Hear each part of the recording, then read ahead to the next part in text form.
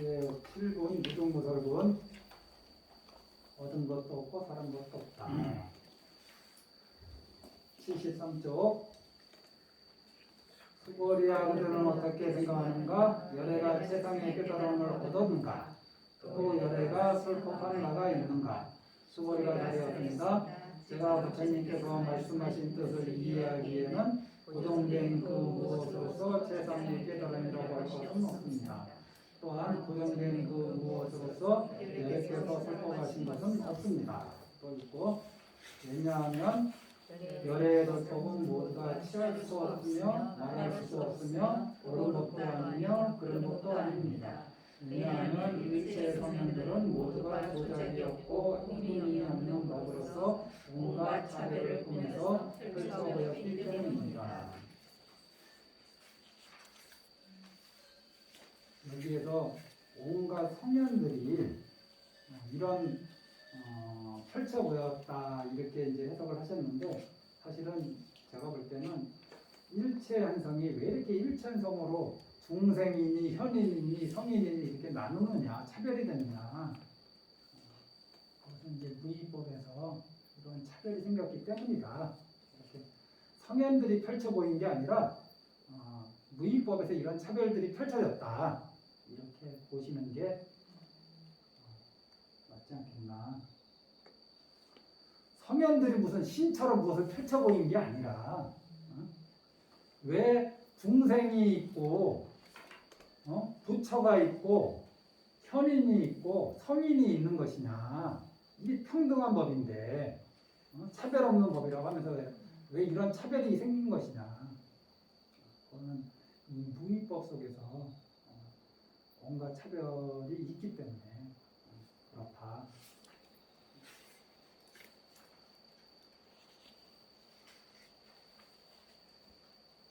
여기에 금강경을 이해하는 또 한 큰 축이 글씨가 나옵니다.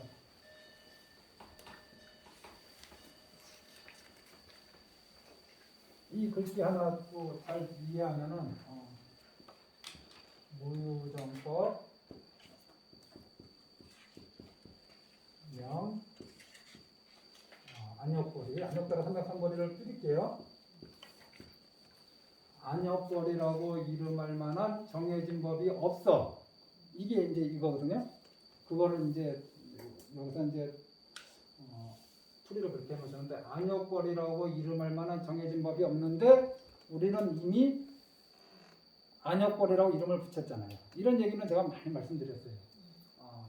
뭐라고 이름할 만한 그러한 법이 없어. 그러면 사과라고 이름할 만한 뭐 정해진 법이 없어. 그럼 우리 사과라고 부르면 안 돼요, 사실은 이치상으로. 그런데 우리는 이미 사과라고 부르잖아요. 그리고 사과라고 부르는 그 명칭, 사과라는 이름으로 사과를 이해하잖아요. 응? 그런데 사과에는 사과라고 이름 붙일 만한 사과의 본질, 본성을 설명해 줄 만한 것이 없어요. 이게 이제 금강경에서 말씀하시는 거거든요. 안역거리라고 이름할 만한 정해진 법이 없어. 그런데 그럼 안역거리라는 이름 자체가 있지를 않아야 돼요. 없어야 돼. 원래 붙이지를 말아야 돼. 그래서 이 이름 자리가 붙기 이전에 안역거리라고 이름할 만한 정해진 법이 없어. 안역거리라고 이름이 붙기 전에 그 본질 상태는 불가치 불가사리라고 얘기하는 거예요. 인간의 언어로 도저히 설명할 수가 없는 거라. 그런데 인간의 언어로 굳이 설명하고 이름 붙인 게 이제 안역거리라 이거예요. 이거를 통해서 이게 무엇이냐? 손가락이에요, 손가락. 그리고 이 손가락을 통해서 뭘 봐야 돼요? 달을 봐야죠. 이게 무엇이냐? 뗏목이에요, 뗏목. 근데 여기에 집착하면 안 돼. 뗏목에 집착하면 안 되잖아요. 손가락에 집착하면 안 되잖아요. 안역거리라고 이름할 만한 정해진 법이 없으니 안역따라 삼각삼거리라는 이름 자체가 허명이야.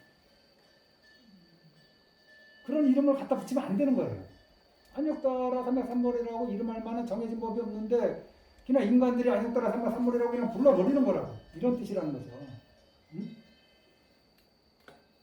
그럼 안욕따라 삼박삼벌이라는 이름을 붙일 수 없어. 어떤 이름도 붙일 수 없는 그것을 뭐라고 설명할 것이냐? 불가치 불가세. 불가치 불가사. 취할 수도 없고 설할 수도 없어. 인간의 언어로. 그럼 어떻게 되는 거냐? 증지소지 비역경.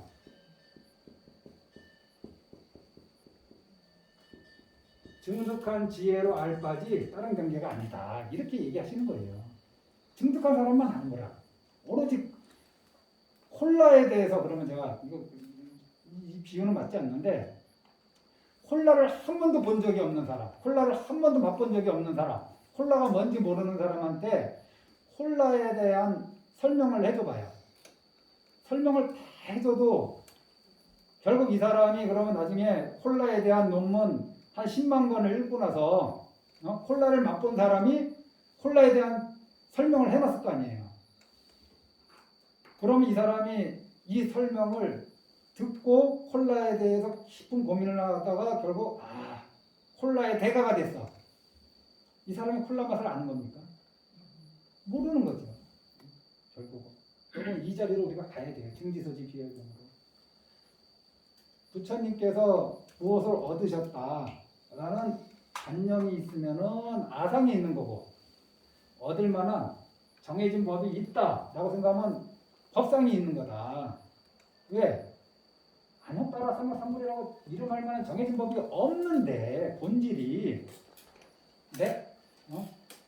안욕따라 삼박삼벌이라고 얻을 만한 법이 있다라고 생각하는 건 잘못 봐도 하찮 잘못 본 거 아닌가요? 내 말이 어려운가요? 여기 많거든요. 무유정법명 아란이라고 이름할 만한 정해진 법이 없다. 중생 들어가면 무유정법명 중생이라고 이름할 만한 정해진 법이 없다. 그래서 여기 이 자리가 즉비의 자리다. 그런데 이름을 붙였잖아요. 이 자리가 시명의 자리다. 이제 이것도 그 전에 많이 설명드린 겁니다. 여기에 착하면 안 되는 거예요.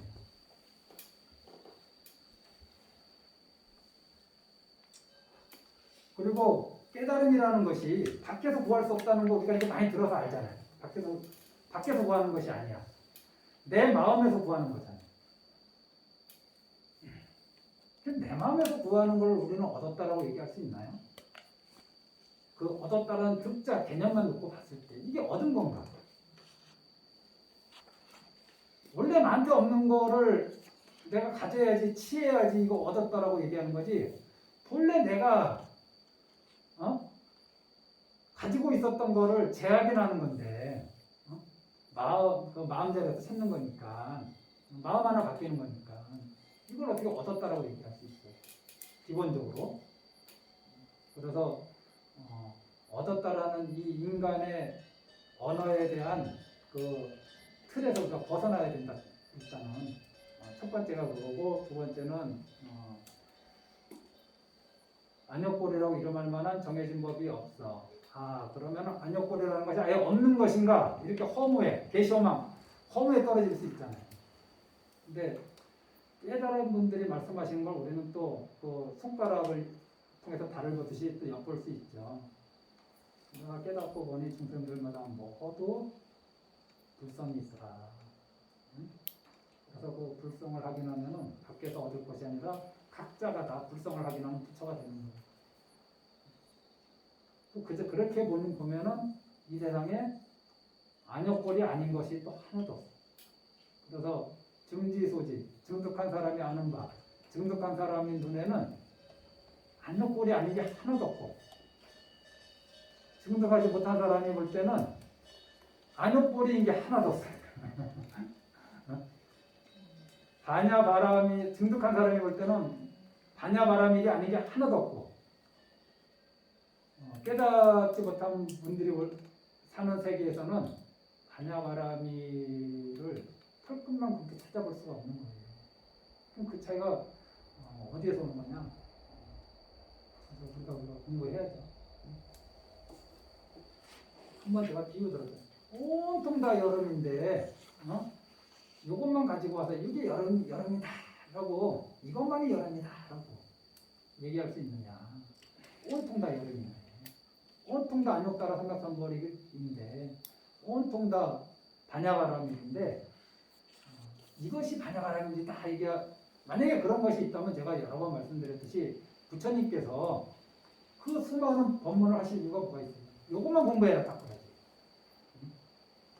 근데 부처님께서 설법하신 것 중에 안욕고리를 이끌지 않는 법문이 단 하나도 없잖아요. 다 안욕고리로 안욕따라 삼각삼벌에 이끄는 법문이잖아요. 보시를 얘기하셨을 때도 결국은 안욕따라 삼각삼벌에도 이끄는 거고 계율을 얘기할 때도 사서법을 얘기할 때도 다 안욕따라 삼각삼벌에도 이끄는 방법입니다. 원문에서 그 이유 차별이 그런 손가락이라는 말씀이신가요?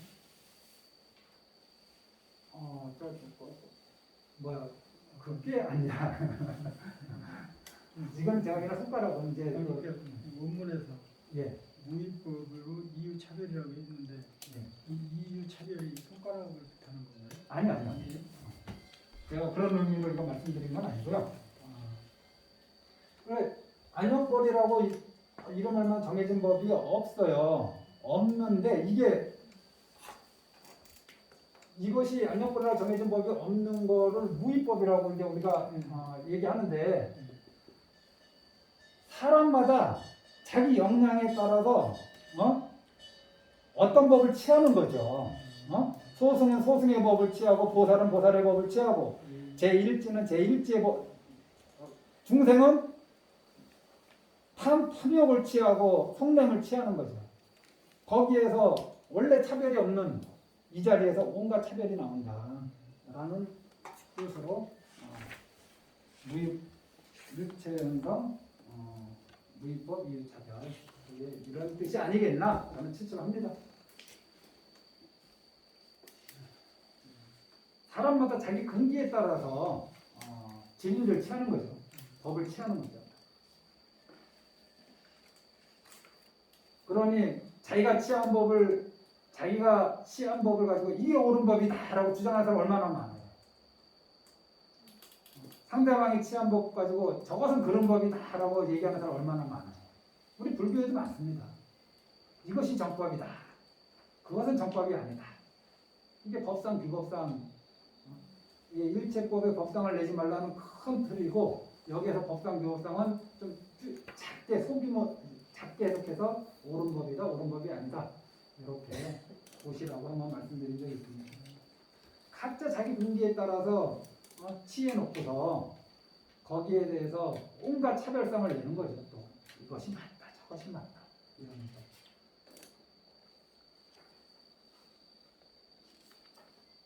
자 81쪽 법의 의지에 출생한다. 이게 얻은 바도 없고 서른 바도 없다니까 이게 또 사람이 또 멘붕 온단 말이죠. 수벌이야 그들은 어떻게 생각하는가? 만약 어떤 사람이 산천대천 세계에 가득한 실버를 가지고 널리 보시하였다면 이 사람이 얻은 복덕이 얼마나 많겠는가? 수벌이가 다리였습니다. 아주 많습니다. 세전이시라.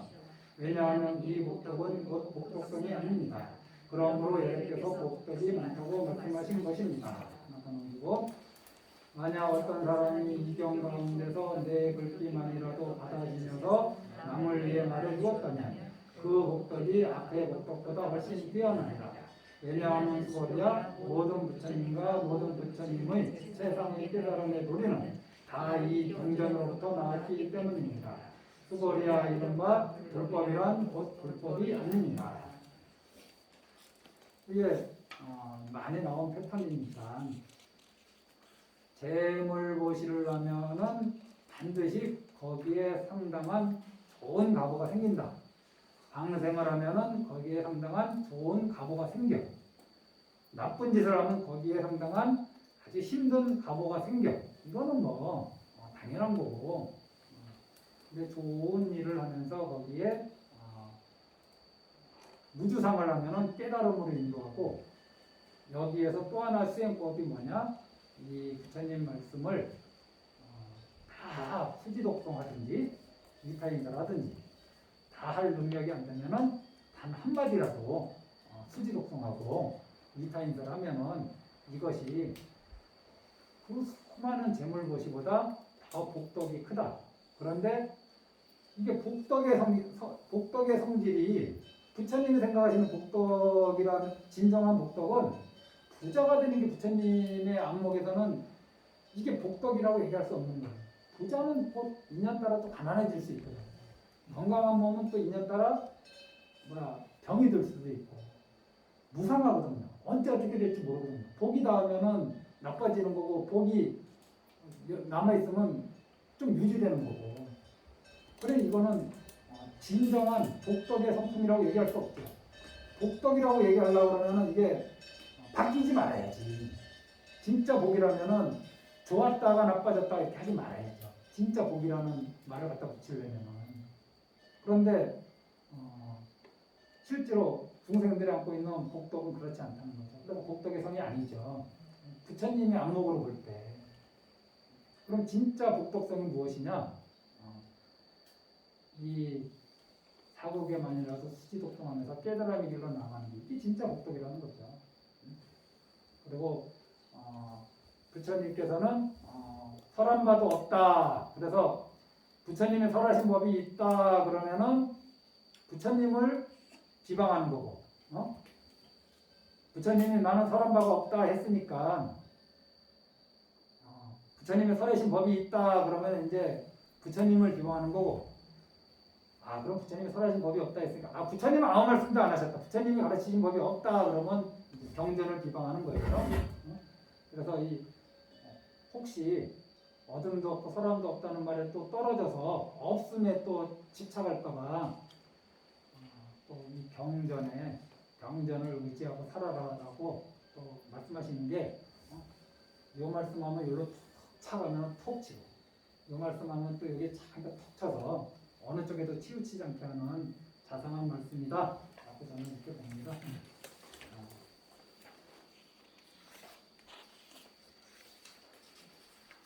이 아까 쪽에 일체법, 인연소생법, 불법, 마지막에 불법까지 다 나왔죠. 일체법이 불법이라는 말 우리가 뒤에 배웠습니다.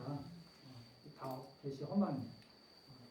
이것이 왜 그런지는 당장 이해 안 되면 모르는 목록에 그 이유를 좀 모르는 목록에 하나 추가시켜 놓고 공부의 주제로 삼으시면 되는 거죠.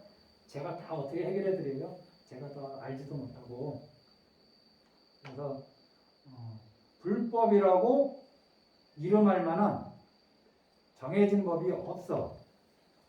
이게 불법의 정의예요.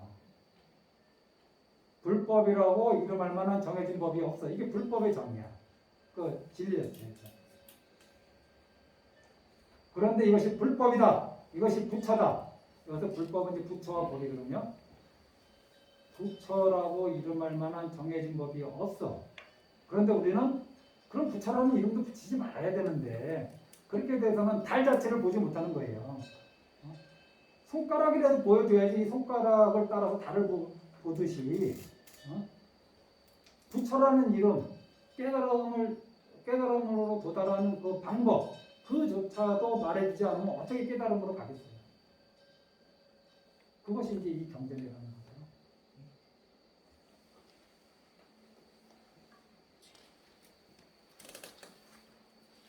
그래서 부처님께서는 나는 얻은 바도 없고 설한 바도 없다. 얻었다라는 관념이 없고 설했다라는 관념도 없고 얻을 만한 법이 있다. 설할 만한 법이 있다라는 관념도 없다.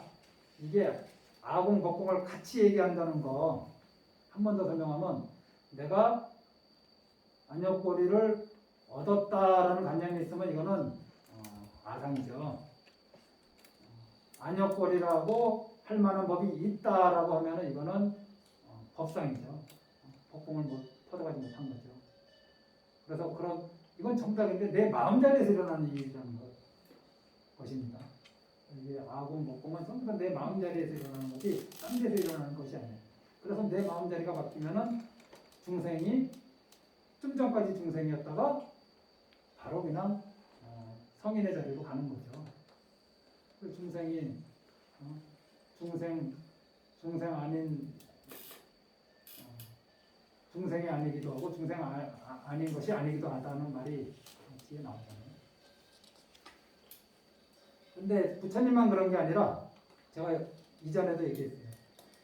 수다원이 이 정도 수준이고 사다함이 이 정도 수준이고 아나함이 이 정도 수준이고 아라함이 이 정도 수준이야. 보살도 이 정도 수준이야. 하물며 부처님이랴. 이게 우리의 일반적인 논법이거든. 한국 사람들이 생각하는. 그런데 금강경 어떻게 되느냐? 부처님 먼저 제일 높은 건 딱 던져놓고 부처님이 이 정도 경지야. 부처님은 아공복공이 없어. 아공복공을 터득하셨어. 그럼 부처님만 그러냐? 수다원도 그렇다. 보살도 그렇다. 이렇게 오히려 우리 논법하고 반대되는 거꾸로 치고 내려오는 논법을 쓰신다. 이렇게 하고 이제 일상무상분. 일상무상분은 제가 아까도 말씀드렸죠. 하나의 상도 모양 상이 없는 게 아니라 수다원, 사다함, 아나함, 아라함 이 네 가지 모양이 일상이야. 그 일상이 무엇이냐? 어떤 관념도 없다라는 거. 이 뜻이다라고 저는 본다.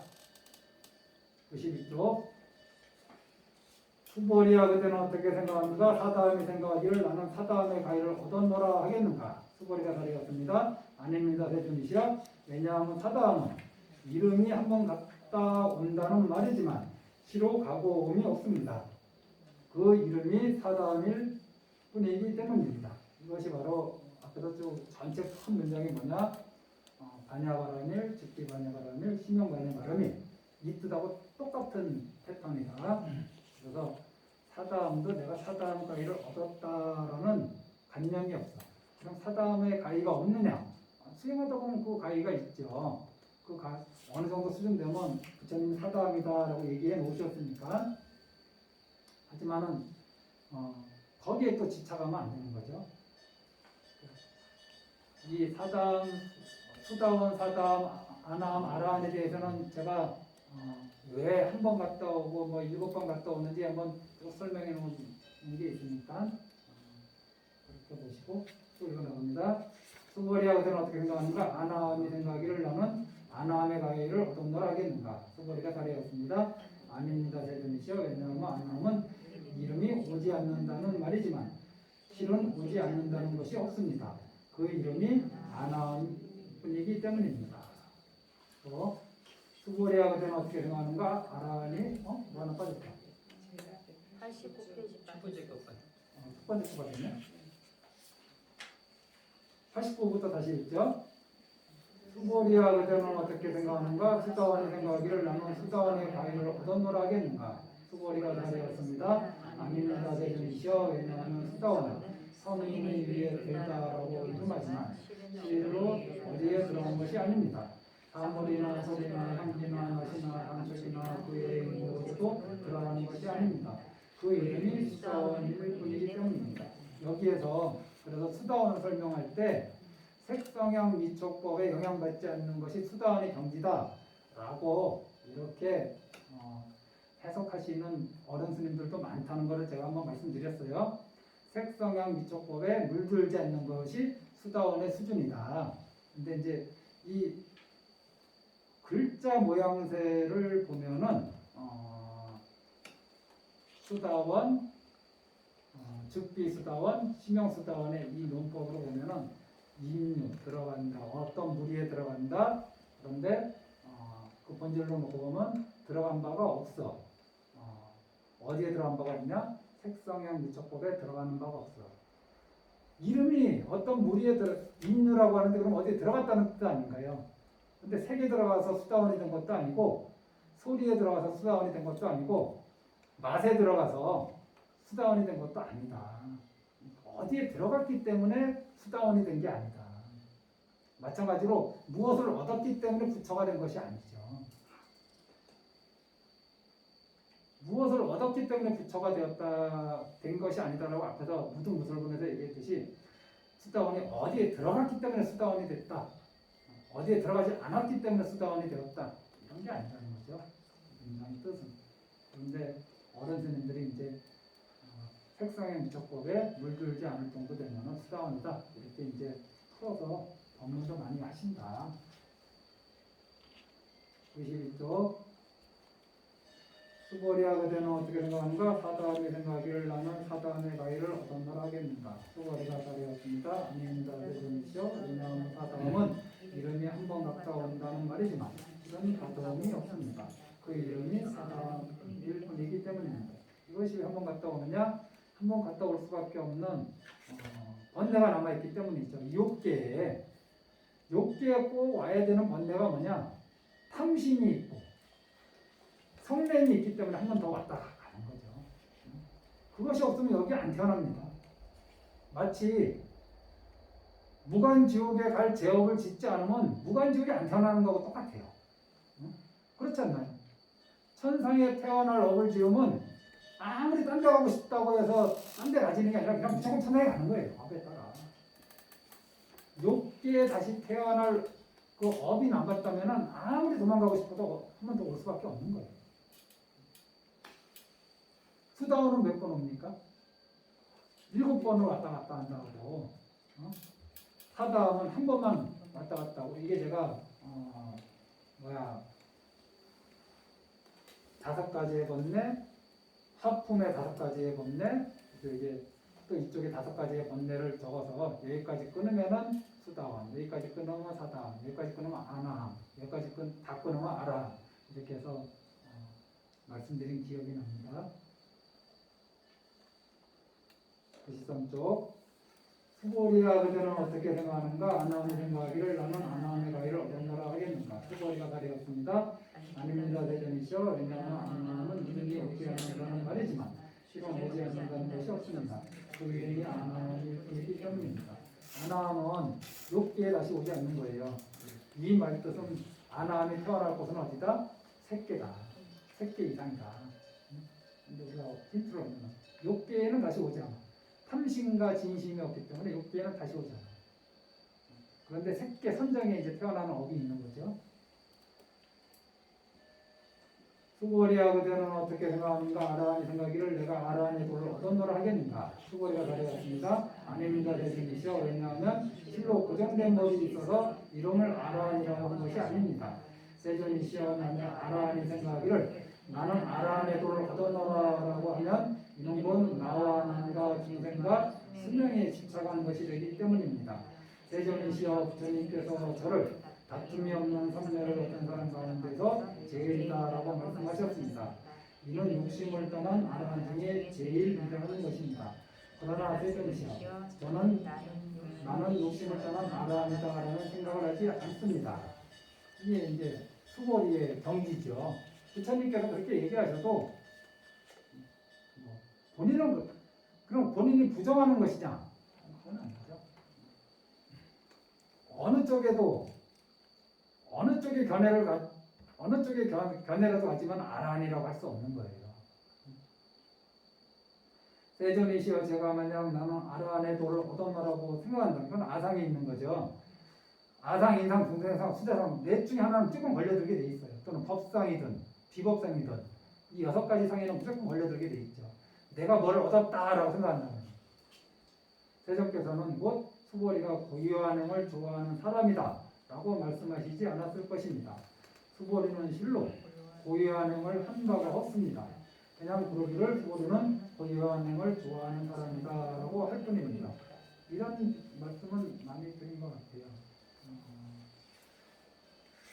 수보리가 이러한 것이 없이 살기 때문에 아란나행을 좋아한다라고 부처님이 말씀하시는 것이지 내가 아란나행자다라고 생각한다면 부처님께서 수보리가 아란나행을 좋아하는 사람이다라고 얘기하지 않으셨을 것이다. 수기에서도 제가 말씀드린 바 있어요. 내가 연동 부처님께 무엇인가를 얻었다라고 생각한다면 연동 부처님이 수기를 주시지 않았을 것이죠. 근데 부처님께서는 그런 관념이 없으니까 오히려 연동 부처님께서 수기를 주면서 장래 서가모니가 되리라 이렇게 수기를 주신 거죠. 이게 별 차이 아닌 것 같은데 관념이 있냐 없냐 상이 있냐 없냐가 이런 결과를 만들어내는 거죠. 나는 적정행을 좋아한다 라고 생각하면은 부처님께서 수고리는 적정형을 좋아한다라고 말씀하시지 않았을 겁니다. 마찬가지로 한 보살님이 절에 와서 스님 내가 이런 보시를 했어요. 이거 보시 내가 했고 이 보시 내가 했고 이 봉사 내가 했고 그러면은 아이고 훌륭하십니다 라고 얘기하지 않았을 겁니다. 그런데 아무런 말도 안 하고 이것도 하고 이 봉사하고 이 봉사하고 이 봉사하니까 제가 참 훌륭하십니다 라고 말할 수 있는 거 아닌가요? 이게 무지상을 지금 빗대서 얘기하는 거잖아요. 무지상. 그게 후기를 받든 봉사하든 복을 짓든 주지한테 칭찬받는다는 것은 무주상일 때 칭찬받는 게 진짜 칭찬이죠. 근데 그 칭찬에 영향을 받느냐? 칭찬에 영향을 안 받죠. 무주상이니까.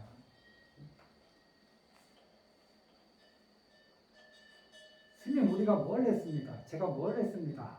그러면 제가 예 수고하셨어요 라고 하고 말겠죠. 그런데 그러한 일체 관념도 없고 본인이 일단 마음속에 관념이 없고 대외적으로 언어나 행동 그런 게 없다면은 제가 저거 살려면 참 훌륭하신 불자님이다 라고 얘기할 수 있는 거죠. 그분이 계속 그런 얘기를 한다면 제가 다른 분들한테 저 불자님이 참 훌륭하시다라고 얘기하지 않겠죠. 그 뜻입니다. 여기까지가 이제 부처님의 경지가 이렇다. 그러면 이제 부처님의 제자인 직계 제자인 성문승, 수다원, 사다함, 아나함, 아라한의 경지가 이렇다. 그러면 이제 대승보살의 경지는 어떤가? 대승보살도 마찬가지다 이거예요. 그런 관념이 없다. 아상이 없고 법상이 없다.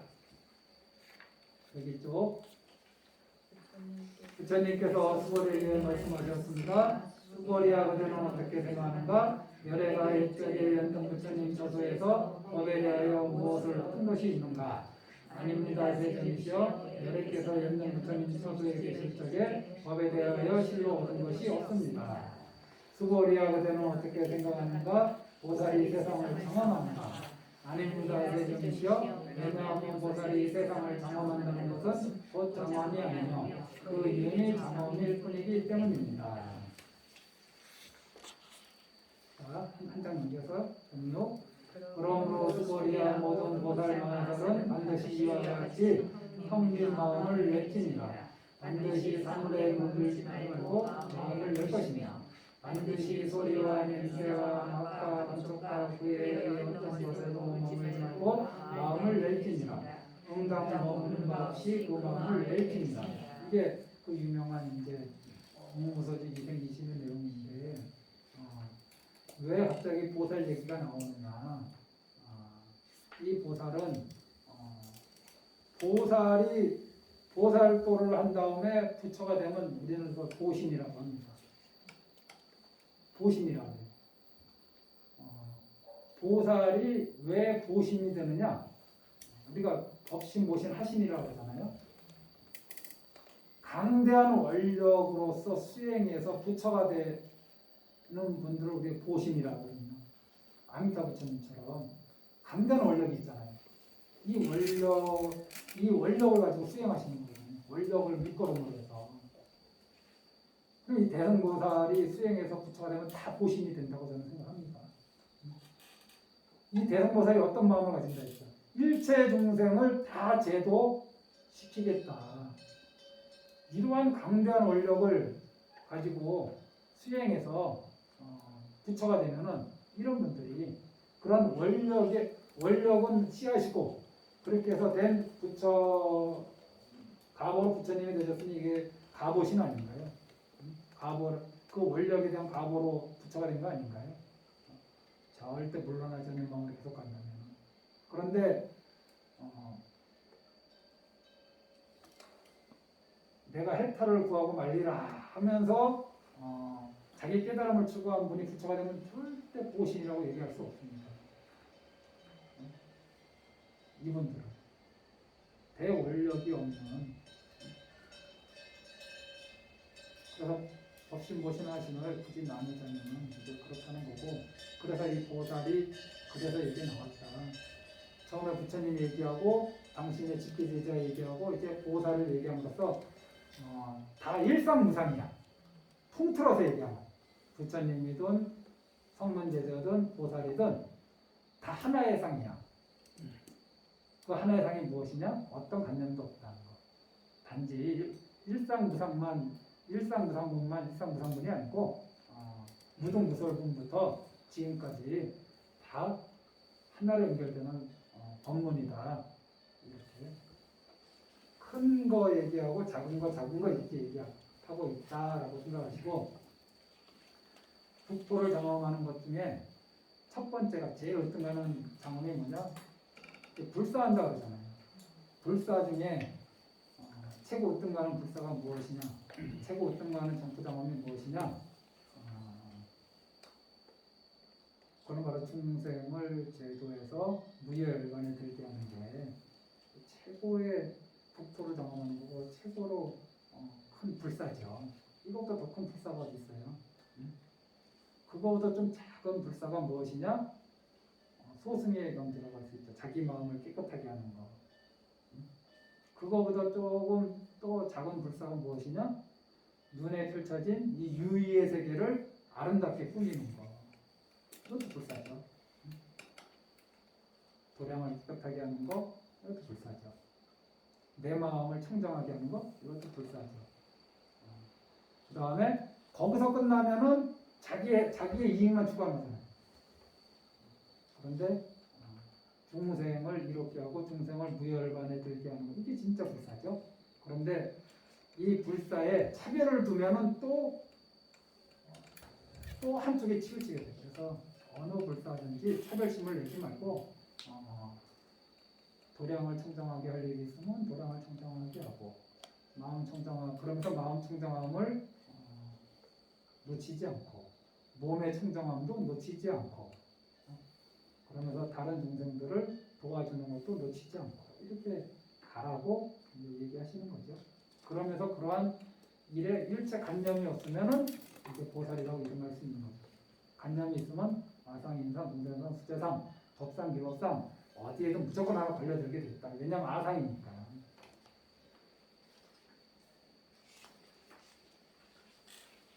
운무소주 이생미심이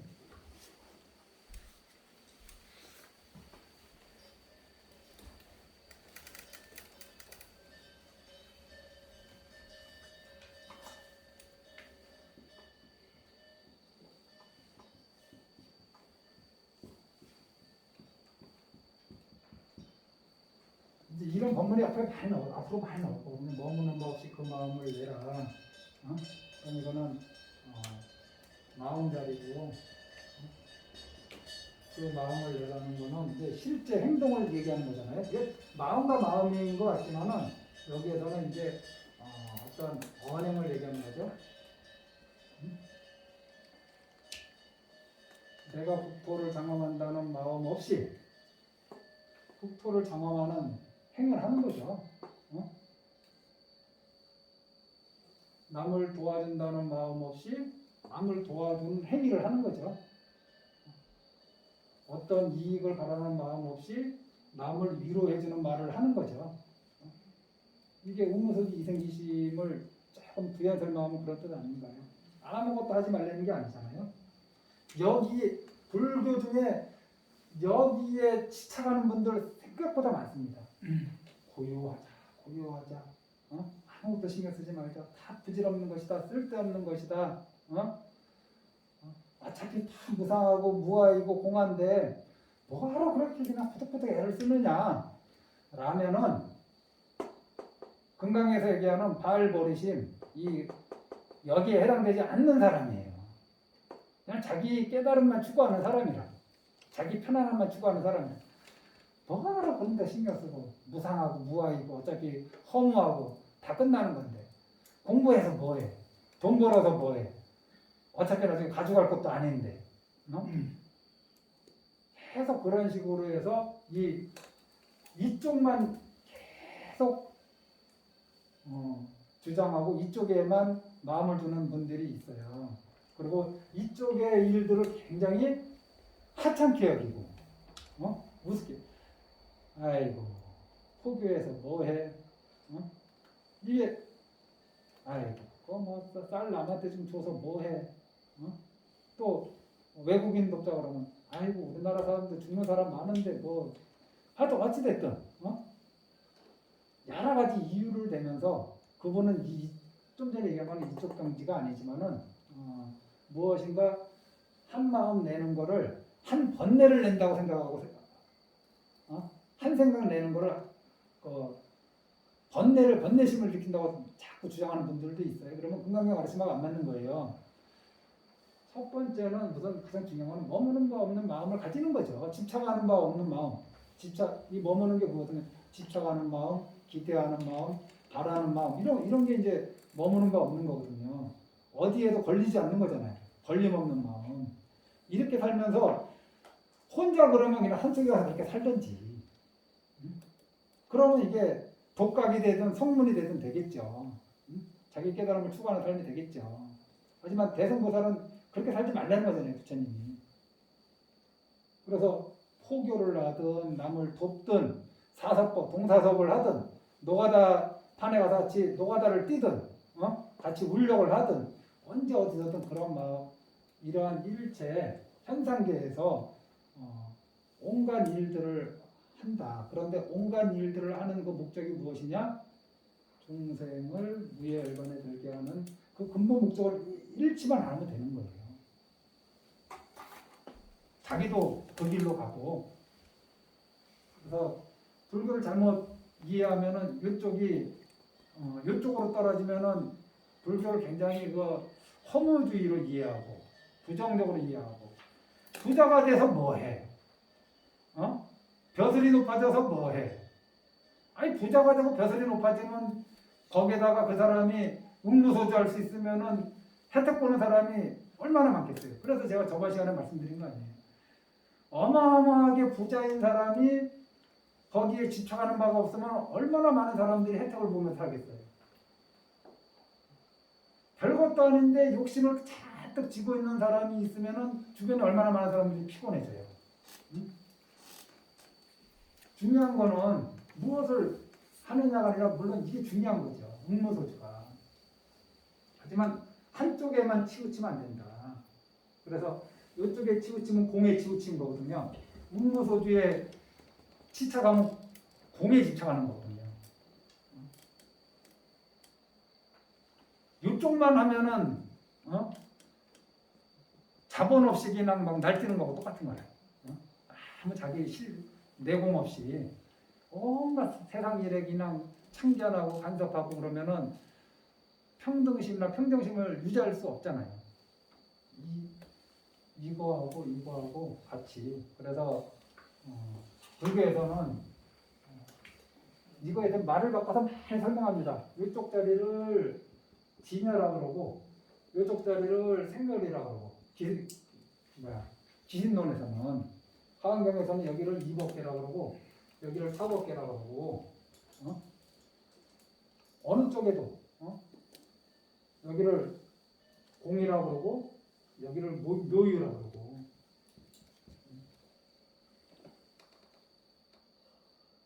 이런 거 없으면 다 그냥 번뇌죠. 번뇌. 중생은 여기도 번뇌, 여기도 번뇌. 응무소주 못하는데 거기서 나오는 마음이 무슨 마음이겠어요? 응무소주가 안 되는 마음은 번뇌심 아닌가요? 응무소주가 안 되는 마음은 거기서 마음을 내면은 또 뭔 마음이겠어요? 거기서 말을 내면 번뇌스러운 말이고 행동하면 번뇌가 되는 행동이 되고 악업이 되는 행동이 되는 거겠죠.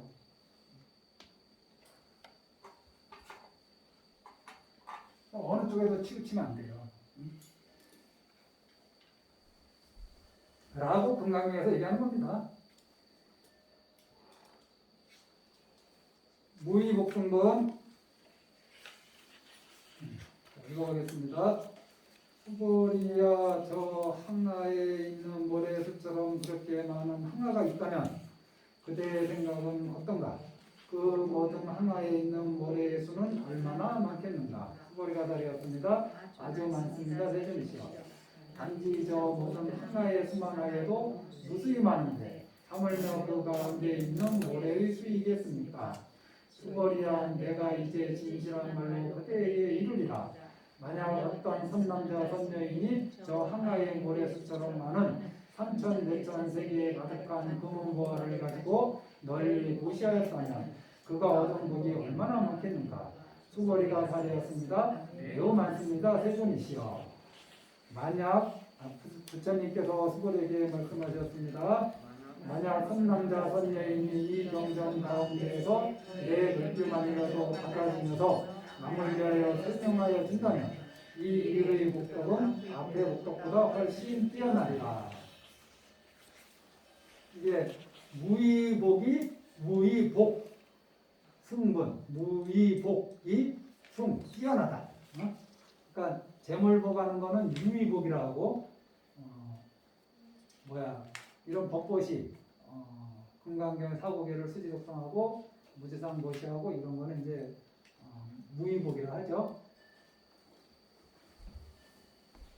뭔가를 기대하는 마음으로 보시를 하면은 그 복은 반드시 어떤 각오를 불러온다. 제가 말하지 않아도 당연한 거니까.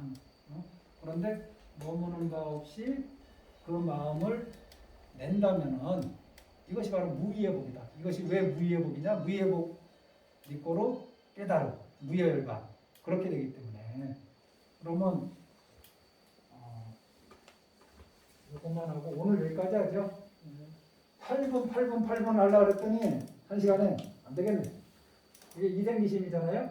오늘 가서 앞으로 우리가 금강에 공부하는데 응당 머무는 바 없이 그 마음을 내라. 그럼 어디에 머무는 바 없이 마음을 내야 되느냐?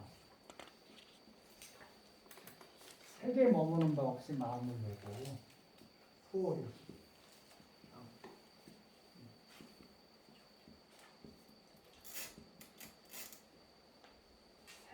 어떤 소리에 머무는 바 없이 소리를 내야 돼요. 그래야지 그 소리가 가치 있는 소리 아닌가요? 내가 어떤 소리를 하는데 어떤 말을 하는데 딴 사람이 한 말에 영향받아서 말을 한다면은 그 말은 어떤 사람은 마음에 와닿을지 몰라도 어떤 사람한테는 상처가 되거나 그럴 수 있죠. 악업이 될 수 있거든요. 어떤 말에도 머무는 바 없이 그 말을 할 줄 알아야죠. 이게 진짜 말이죠. 응? 어떤 형상 같은 거에 머무는 바 없이 어떤 자기가 모양을 짓는 거죠. 저 사람이 화내는 모양을 나한테 화내는 얼굴을 모습을 보여. 그럼 거기에 머무는 바 없이 내 얼굴빛을 보여주려면은 어떻게 해야 되는 거? 영향을 받으면 나도 화를 내겠죠. 진짜 좋은 모습은 뭐냐? 상대방의 모습에 영향받지 않고 여여부동한 그러한 상태에서 자유자재하게 이생기심을 할 때, 이생이언 할 때, 그때 진짜 그걸 진짜 표정이라고 얘기할 수 있고, 그걸 진짜 말이라고 할 수 있고, 그렇지 않겠나요? 여기에 대해서 우리가 너무 좀 작게 생각하는 경향이 있죠. 이 법도 마찬가지죠. 우리는 근데 보고 듣는 게 너무 강렬하니까 이 색성을 많이 얘기해야지 맛보고 이러는 거는 크게 감흥이 안 오거든요. 어떤 것을 보고 거기에 머무는 바 없이 말하고 행동하고 누가 어떤 하는 형상을 보고서 외모 겉으로 드러나는 그 현상을 보고서 또는 뭐 모양을 보고서 그 사람의 낯빛을 보고서